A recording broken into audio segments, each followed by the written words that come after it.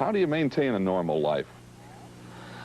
Yeah, I don't know really. We somehow managed to do it. Obviously, like, it's not as normal as it would have been if I was still living in Liverpool and it was 20 years ago or something. But for the kind of position that we're in, actually our kids go to normal schools. They don't go to sort of private schools.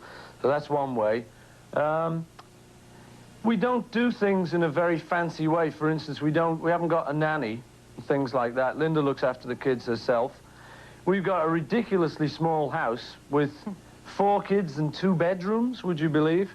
And so by doing things like that, just not living with a big style, it just seems to naturally keep pretty close and intimate. Just not living with a big style, it just seems to naturally keep pretty close and intimate. Is it good, or is it good or not good for your children that you're such a huge star?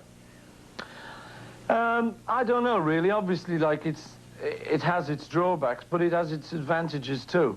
And they don't seem freaked out by it. You know, they understand that, like, you know, Daddy's on television occasionally and stuff. But I don't know. You'd have to judge by meeting them whether they'd gone crazy. I think they're fine on it, you know, and it's just one of the things. It's just an occupational hazard.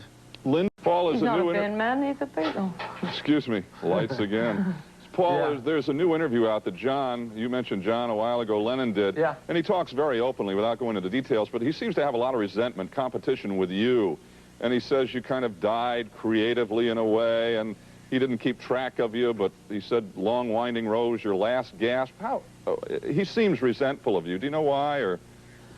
I don't know. I can guess and stuff, you know, but I'll tell you, after all of that stuff has sort of gone down over the years, I actually kind of keep a bit quiet now, because, I mean, anything I say he gets resentful of. So, I don't know.